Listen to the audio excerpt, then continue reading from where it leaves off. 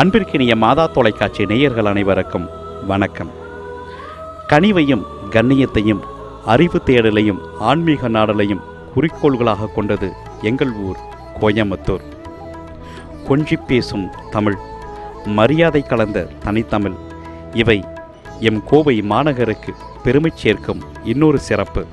பேச்சிலும் வாழும் முறையிலும் கனிவை கலந்து வாழும் எம் மக்களின் சிறப்பையும் நாங்கள் வாழும் கோயம்புத்தூரின் சிறப்பையும் அறிந்து கொள்ளுதல் தேவையன்றோ? ஆலயம் தொழுதல் சாலவும் நன்று என்னும் முதுமொழிக்கு ஏற்ப எம் பேராலயம் எம் மாநகருக்கு மட்டுமல்ல, எம் மறை மாவட்டத்திற்கே பெருமை சேர்க்கும் சின்னமாக அமைந்துள்ளது. எம் பேராலயத்தையும் எம் பேராலயம் கடந்து வந்த பாதையையும் உங்களுக்கு சமர்ப்பிப்பதே இந்த ஆவணப்படத்தின் நோக்கமாகும். வாருங்கள், பயணிப்போம்.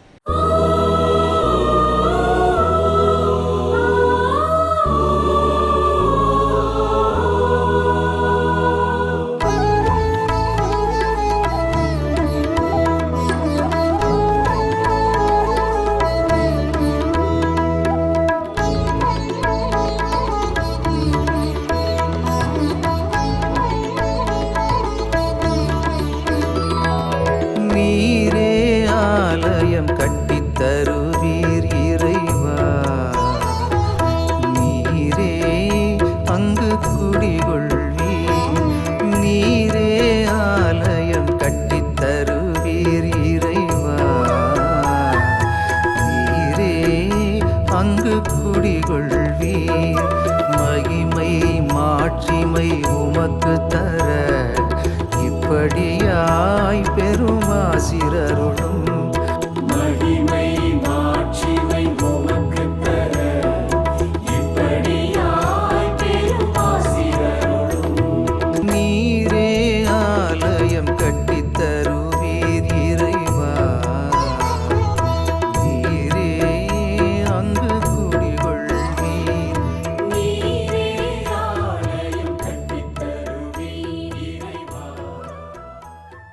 கோவை மேற்றிராசன கோயில் மாட்சிமை மிக்க காட்சி பயணம். பேராலயத்தின் திருப்பணி. இறைமக்களாய் இணைந்து. அன்பு நிறை இறைமக்களே, அனைவருக்கும் வணக்கம். இதயம் கனிந்த வாழ்த்துக்கள். கனிவிற்கும் கண்ணியத்திற்கும் பெயர் போன ஊர் நம் கோயம்புத்தூர். அறிவு தேடலையும் ஆன்மீக நாடலையும் குறிக்கோள்களாக கொண்ட கோயம்புத்தூர் பல்வேறு சிறப்புகளை தன்னகத்தையே கொண்ட ஊர். கோவை ஒரு பார்வை. கோயம்புத்தூர் என்று சொன்னதுமே மரியாதை கலந்த தனித்தமிழ் நம் எல்லோருடைய நினைவிலும் வந்து நிழலாடும். பேச்சிலும் வாழும் முறையிலும் கனிவை கலந்து வாழும் மக்களின் சிறப்பை அறிவது நம் எல்லோருக்கும் மகிழ்ச்சி தருகிற விஷயமல்லவா? ஊர் சிறப்பையும் அந்த உன்னத ஊரின் பெயர் சிறப்பையும் முதலில் அறிந்து கொள்வோம். ஊருக்கு பெயர் வந்த கதை. கொங்கர் என்ற மக்கள் வட இந்தியாவிலே இருந்த யாதவருடைய சந்ததியார் என்று சொல்லுகிறார்கள்.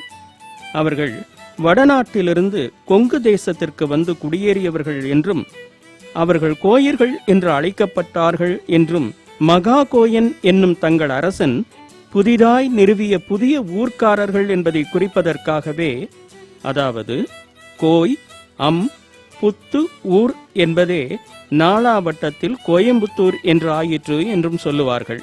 இத்தகு சிறப்புமிக்க கொங்கு நாடாம் கோயம்புத்தூரில் மாநகருக்கு மட்டுமல்ல, நம் மறை மாவட்டத்திற்கும் மணிமகுடம் சூட்டிய வண்ணம் மலர்ந்திருக்கிறது நம் பேராலயம்.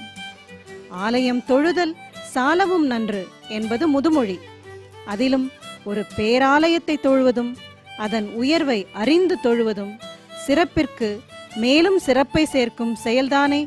எண்ணமும் கைவண்ணமும். பேராலய பணியை தொடங்கும் முன் அதற்கான வடிவம் உறுதி செய்யப்பட்டது.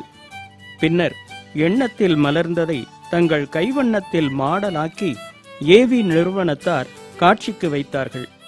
அது உணர்வு பூர்வமான ஆலயத்தை அறிய உதவும் முன்மாதிரியாக இருந்தது. பேராலயத்தின் பெருமைகளுள் சில.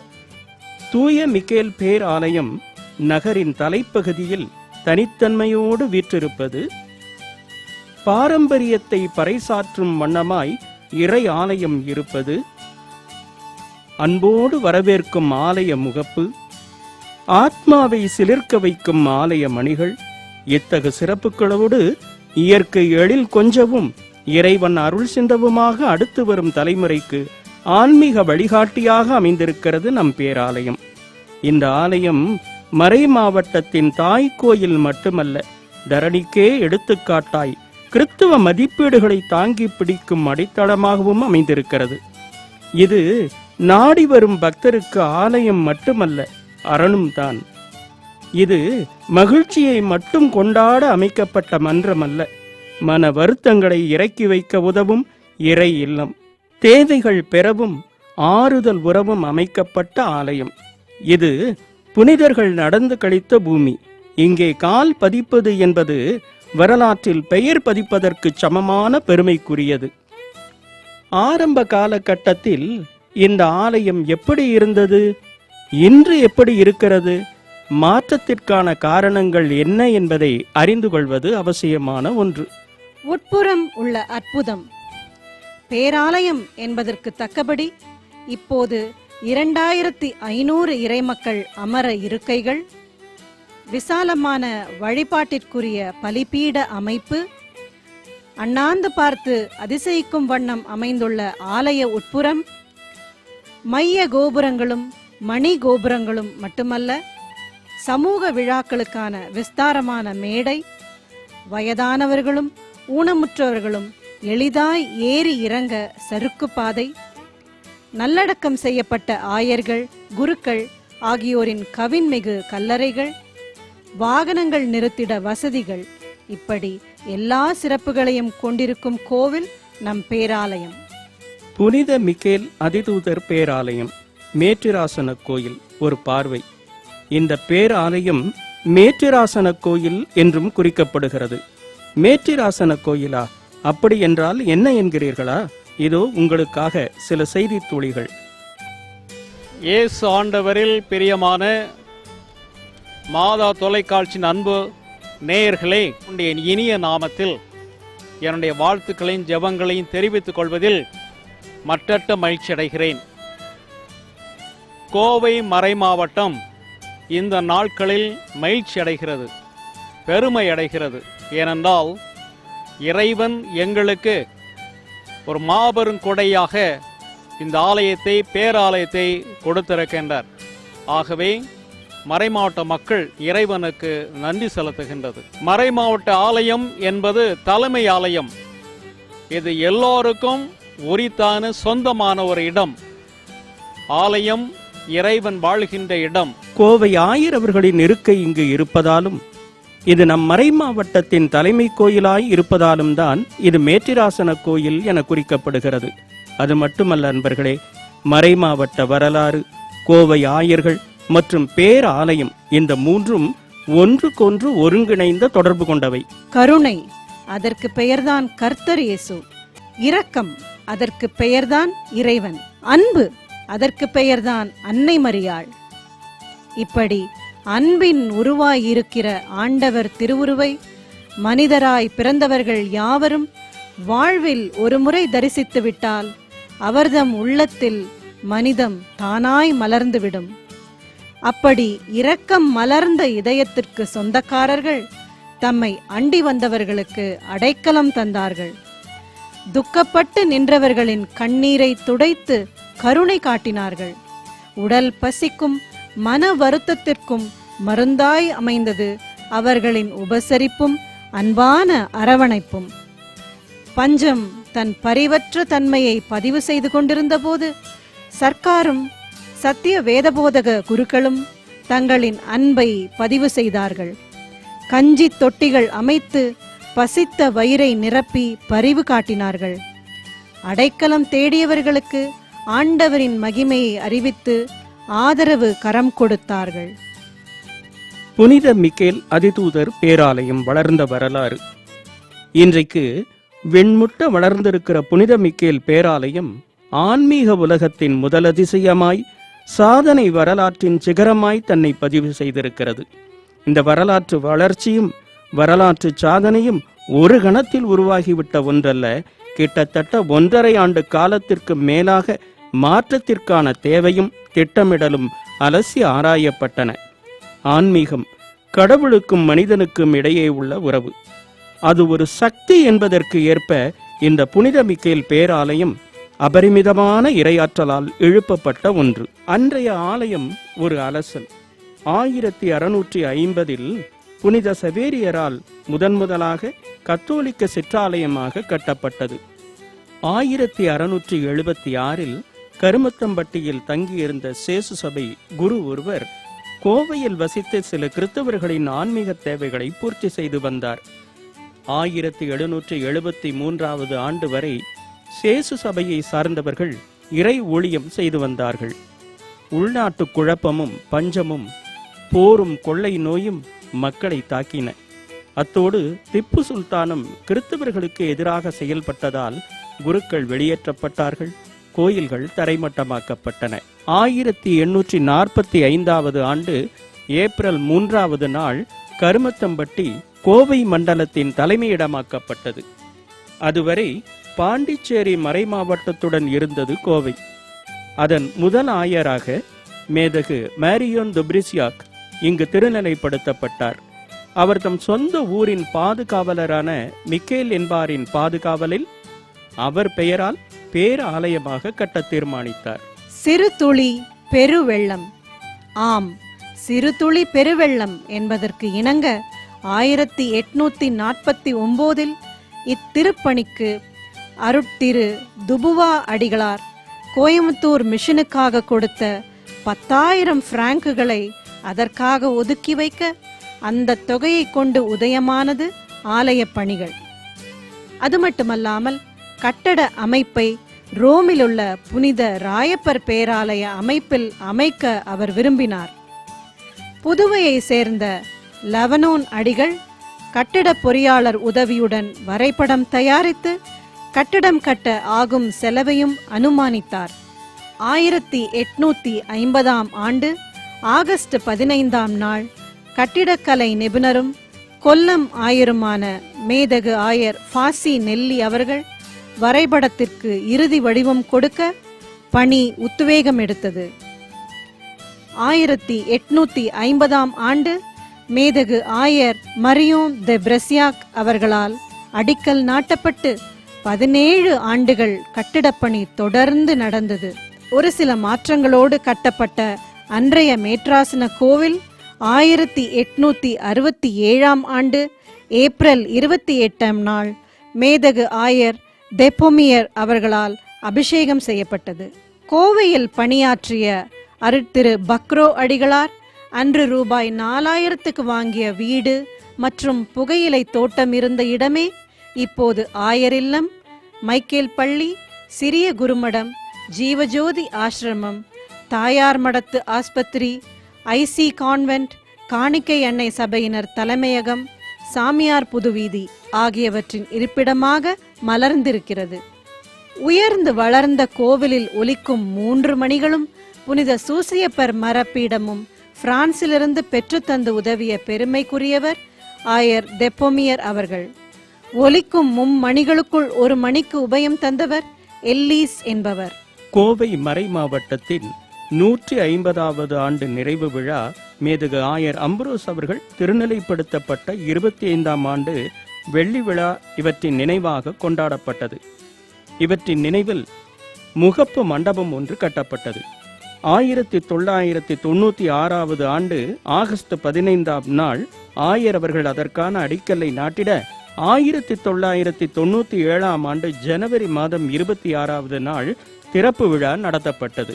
பேராலயம் புனரமைப்பதா புதியதாய் அமைப்பதா, எது தேவை? பழைய பேராலயத்தை இடித்து புதிதாக ஒரு கோயிலை கட்ட அப்படி என்ன அவசியம் வந்துவிட்டது? இந்த கேள்வி இயல்பாகவே எல்லோருடைய மனதிலும் எழுவது இயற்கையே. வாழும் மனிதர்கள் தங்களின் அடுத்த தலைமுறையினருக்காக அவர்கள் பயன்பெறவும் பரிசாய் மதித்து கழிப்புறவும் ஏதேனும் ஒன்றினை செய்துவிட்டு போகவே ஆசைப்படுவார்கள். அப்படிப்பட்ட ஆசையும் அன்புமே இந்த புதிய கோயில் எழுப்பப்படுவதற்கான இன்றியமையா காரணங்களுள் ஒன்று. அது மட்டுமல்ல, கால ஓட்டத்தில் பழைய கட்டடம் புனரமைப்பு செய்யப்பட வேண்டிய நிலையை எட்டிவிட்டதும் இன்னொரு காரணம். புனரமைப்பதா புதியதாய் அமைப்பதா என்ற கேள்வி எழுந்தபோது கூட்டம் கூட்டி ஆலோசனை செய்யப்பட்டது. அதன் முடிவில் புனரமைப்பு செலவை காட்டிலும் புதியதாய் அமைப்பதே உசிதம் என்று எல்லோராலும் ஒப்புக்கொள்ளப்பட்டது. ஏனெனில் புனரமைப்பு ஆண்டுதோறும் செய்யப்பட வேண்டிய ஒன்று என்பதும் அது நீண்ட பலனை தந்துவிடாது என்பதும் ஏற்றுக்கொள்ளப்பட்டு புதிதாய் கட்ட எல்லோராலும் ஏகமனதாய் பரிந்துரைக்கப்பட்டது. புனரமைப்பு பணியில் ஏற்படும் இடர்பாடுகள் அதிகம். ஆனால் புதிதாய் அமைப்பதில் அப்படிப்பட்ட சிக்கல்கள் எதுவும் எழுவதற்கு வாய்ப்பு இல்லை. அது மட்டுமல்ல, குறைந்தபட்சம் தொடரும் 200 ஆண்டுகளுக்கு நீடித்து நிற்கும் ஸ்திரத்தன்மையோடு புதிதாய் அமைப்பதே பொருத்தமானது என்ற முடிவு எட்டப்பட்டதும் இன்னொரு காரணமாகும்.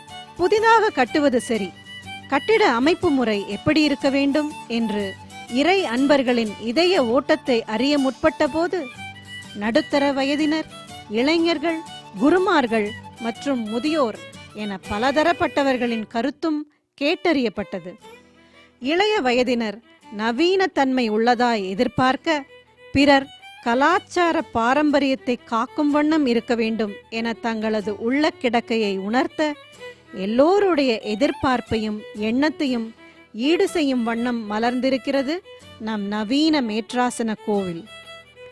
பழைய மேற்றாசன கோவிலுக்கும் தனித்தன்மை உண்டு. அது வரலாற்றில் தனக்கென ஒரு தனி இடத்தை பெற்று கோலோச்சியதும் முந்தைய தலைமுறைக்கு நன்றாய் தெரிந்த ஒரு செய்தி.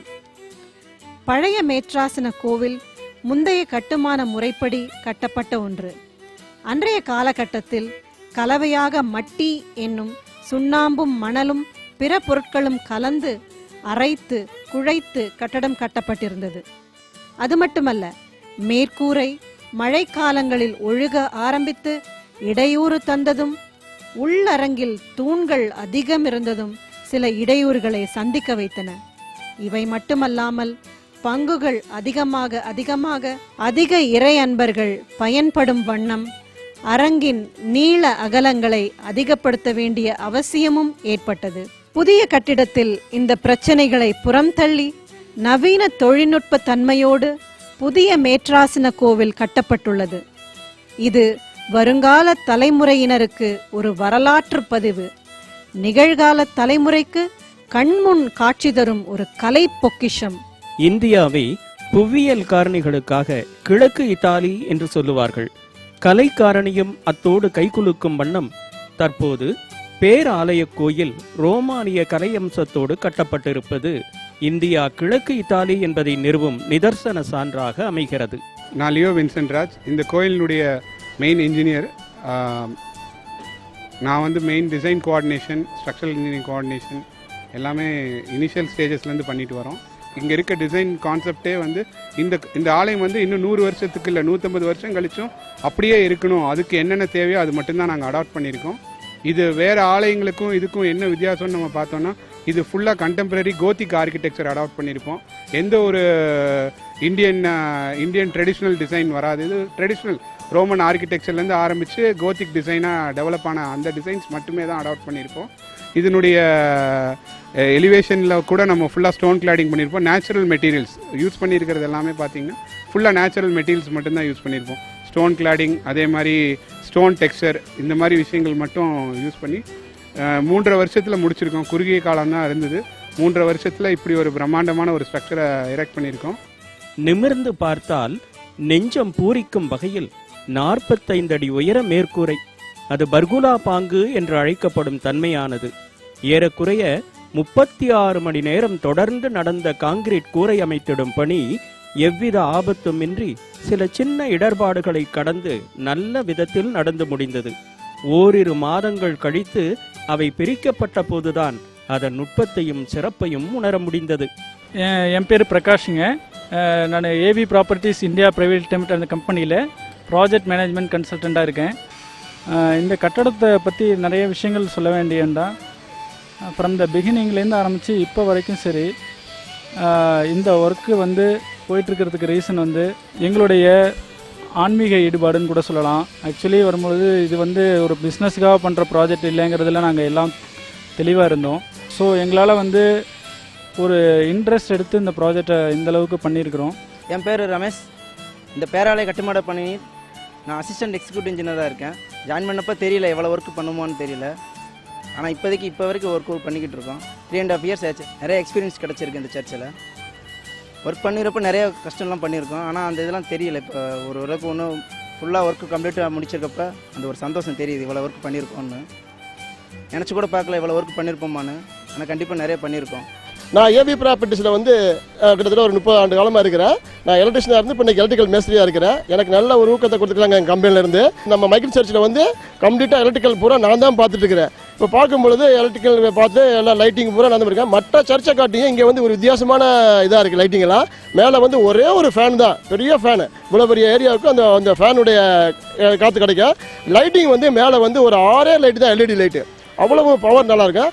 கீழே வந்து ரிப்ளைட் வைக்கிறதுக்காக கீழே இருந்து எல்லா பில்லருக்கும் லைட் கொடுத்துருக்கோம். அந்த லைட்டு வந்து மேலே ரிப்ளைட் ஆகும்போது அனைத்துடைய மக்களுடைய முகங்கள் நல்லா தெரியும். இங்கே உள்ள பிஷப் சாருங்களும் சரி, ஃபாதர் சாருங்களும் சரி, எல்லாருமே எங்களுக்கு ஒத்துழைப்பு கொடுக்குறாங்க. எங்களுடைய சூப்பர்வைசர்களும் அதே மாதிரி நல்லா நைட் அண்ட் டே ஒர்க் பண்ணிட்டு இருக்கிறோம். என் பேர் மனோஜ்.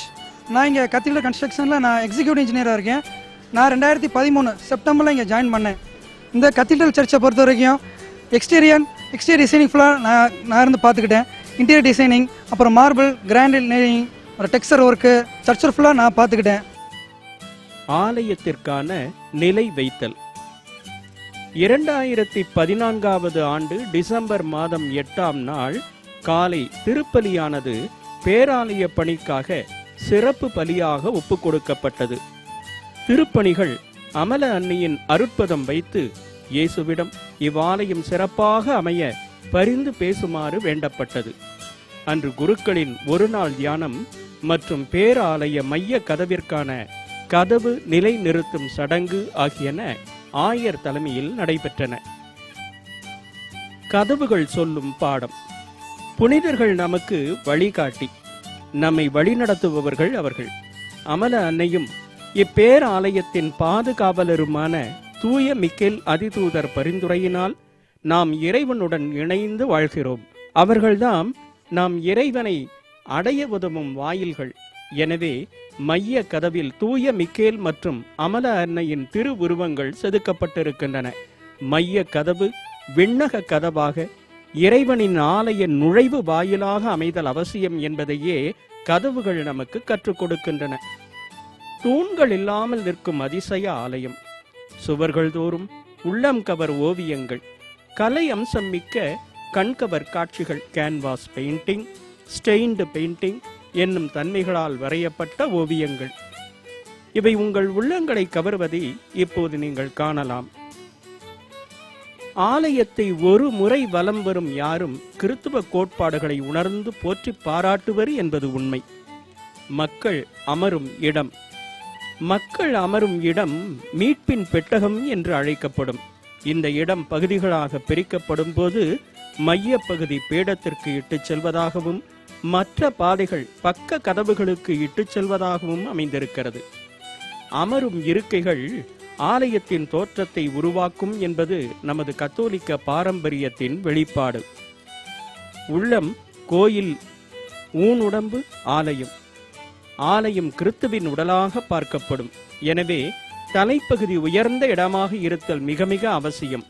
வாசக மேடை, அறிவிப்பு மேடை, திருப்பலி நிறைவேற்றுபவரின் இருக்கை, திருப்பீடம் இவை அனைத்தும் மேடை போன்று இல்லாமல் அதன் தன்மைக்கு ஏற்ப அமைதல் வேண்டும். அவ்வாறே இங்கு அமைந்திருக்கிறது. திருப்பீடம் கிறித்துவ வழிபாட்டின் மையம் இது. கிறித்துவின் மிக உன்னத சிலுவை பலியை நினைவு கூறும் இடம். கடவுளும் மனிதனுமான இயேசு நித்திய குருவாக மகிமையான பலிப்பொருளாக உருமாறுகிற இடம் இது. பீடத்தில் 12 மெழுகுதிரி தண்டுகள் அழகுற அமைக்கப்பட்டிருக்கின்றன. அவை பழைய ஏற்பாட்டின் 12 கோத்திரங்கள். புதிய ஏற்பாட்டின் விசுவாச சாட்சியாக வாழ்ந்த 12 திரு தூதர்களை அடையாளப்படுத்துவதுடன் ஒளியின் மத்தியில் இறைவன் மகிமையில் துலங்குகிறார் என்பதையும் உறுதிப்படுத்துகிறது. ஆயரின் இருக்கை. நற்கருணை பேழைக்கு சற்று கீழே அமைந்திருக்கிறது மறைமாவட்டத்தின் ஆயர் அவர்களின் இருக்கை. இவ்விருக்கை மறைமாவட்டத்தின் பேராலயத்தில் மட்டுமே நிலையாக அமைக்கப்பட்டு கெசட்ரா என்ற பெயர் பெறுகிறது. ஜன்னல்கள் உணர்த்தும் செய்திகள். பேராலயத்தின் உட்புறம் இரு பக்கங்களிலும் சுவர்களின் மேற்புறத்தில் அமைந்துள்ள வட்ட வடிவ ஜன்னல்கள் ஒருபுறம் 7 உடன்படிக்கை நிகழ்வுகளையும் இன்னொரு புறம் 7 அருட்சாதனங்களின் அடையாளங்களாகவும் அமைக்கப்பட்டிருக்கின்றன. முகப்பில் உள்ள மொழி. லத்தீன் மொழியில் முகப்பில் சாங்தோ மிஷேலி ஆர்கியாஞ்சலோ, சாங்தா மரியா இமாக்குலேட் என்று பாதுகாவலர்களான தூய மிக்கேல் மற்றும் தூய அமல உட்பவ அன்னை என்று எழுதப்பட்டுள்ளது. முகப்பினில் அமைந்த வட்டத்தில் IHS என்ற எழுத்துக்கள் இயேசுவே உலகின் மீட்பர் என்று வலியுறுத்தும் அடையாளமாக அமைக்கப்பட்டுள்ளது. நுழைவாயிலும் கொடிமரமும் பேராலயத்தின் வடிவத்தை ஒத்த நுழைவாயில் அமைந்துள்ளது. இது கற்களால் கட்டப்பட்டது போல தோன்றினாலும் கான்கிரீட்டால் கட்டப்பட்டதுதான். பேராலயத்தின் வடிவத்திற்கு இணைந்த ஒரு வடிவமாக கல் தூண்களால் உருவாக்கப்பட்ட கொடிமரம் நம்மை வரவேற்கிறது. ஜெபமாலையின் 53 மணிகள் பதிக்கப்பட்ட 53 அடி உயர கொடிமரம் விழா நாட்களில் மட்டுமல்ல, தினந்தோறும் தன் பயனை தந்து பரிமளிக்கிறது. இருபுறமும் இருக்கும் கலைநயம். பேராலயத்தில் நுழையும் போது முன் மண்டபத்தின் இரு பக்கங்களிலும் குழந்தை இயேசு மற்றும் ஆரோக்கிய அன்னையின் திருவுருவங்கள் பொலிவுடன் அமைக்கப்பட்டுள்ளன. வெளிப்புற கோபுரம் ஒரு பார்வை. பேராலயத்தின் வெளிப்புற மைய கோபுரத்தில் 12 இஸ்ராயேல் கோத்திரங்களின் நினைவாக 12 அடி சிலுவையும் 7 என்பது விவிலியத்தில் முக்கியத்துவம் பெறுவதால் மணி கோபுரத்தில் 7 அடி சிலுவைகளும் பொருத்தப்பட்டுள்ளன. கல்லறை சிற்றாலயம் ஒரு கண்ணோட்டம். 8 முன்னாள் ஆயர்கள் அடக்கம் செய்யப்பட்டுள்ள புனித இடமே இந்த கல்லறை சிற்றாலயம். ஒவ்வொரு கல்லறையின் பின்புறமும் அடக்கம் செய்யப்பட்டுள்ள ஆயர்களின் சுருக்கமான வரலாறு அழகுற பொறிக்கப்பட்டிருப்பதை பார்க்கலாம். ஆலய மேடையும் அதன் அரும்பெருமையும். ஆலய மேடை பற்றி ஒரு சில வார்த்தைகள். ஆலய மேடை 50க்கு 27 என்ற அளவில் பிரம்மாண்டமாக அமைந்திருப்பதுடன் அதற்கு மேல் உள்ள பேராலய முகப்பு மண்டபம் இணைந்து சமூக விழாக்களுக்கு பயன்படும் வண்ணமாக கட்டப்பட்டிருக்கிறது. இத்தகு சிறப்புமிக்க ஆலயம் அமைக்க இறைவனால் தேர்ந்தெடுக்கப்பட்ட நிறுவனம் அல்போன்ஸ் அசோசியேட்ஸ். இவர்கள் 100க்கு மேலான ஆலயங்களை கட்டிய அனுபவசாலிகள். இவர்கள் மைசூரை சார்ந்தவர்கள் என்பதாலோ என்னவோ இவர்களின் கட்டடக்கலையில் மைசூர் சந்தனத்தின் மனம் கமழ்வதை ஆலயத்திற்குள் நுழையும் யாவரும் அனுபவித்து உணர முடியும். இவர்களோடு பணியில் இணைந்து தங்கள் உழைப்பை தந்து கட்டடத்திற்கு உரம் சேர்த்தவர்கள் தமிழக பணியாளர்களோடு நம் அண்டை மாநிலமான கேரள சகோதரர்களும் தான். கட்டட அமைப்பு என்பது வெறும் வடிவமைப்பை மட்டும் சார்ந்ததல்ல, அது பயன்படுத்தப்படும் பொருட்களின் தன்மையையும் சார்ந்தது என்பதை கருத்திற்கொண்டே 100% முதல் தரமான கட்டுமான பொருட்களை கொண்டு எழுப்பப்பட்டிருக்கிறது இந்த ஆலயம். என்னுடைய பெயரானது ஏபி வின்சென்ட் ராஜ். நாங்கள் AV properties India private limited என்று நிறுவனத்தை வைத்துள்ளோம். இந்த பணியானது எங்களுடைய நிறுவனத்துக்கு கிடைத்த பெரிய கொடையாக கருதுகிறேன்.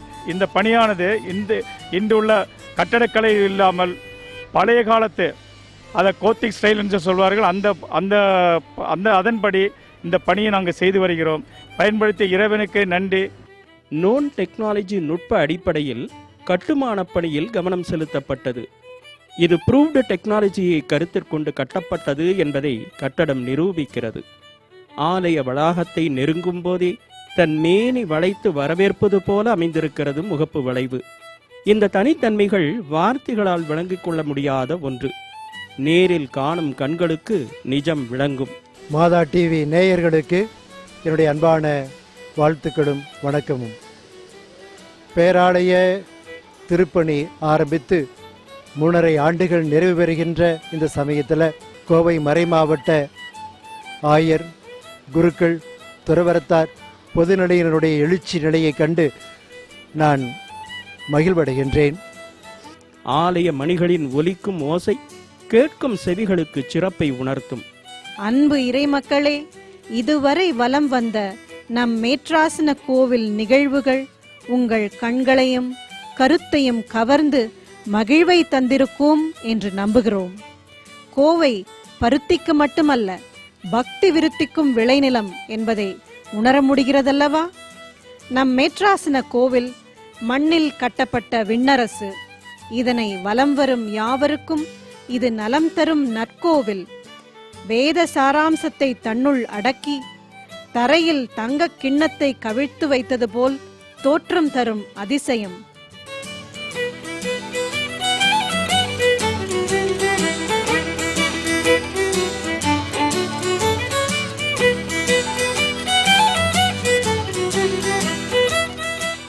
வரலாறு பதிக்கும் இந்த மாபெரும் பேராலய கோயிலை அமைக்க தேவைப்பட்ட நிதி உதவி அளித்த நெஞ்சங்களுக்கு நமது நன்றிகள்.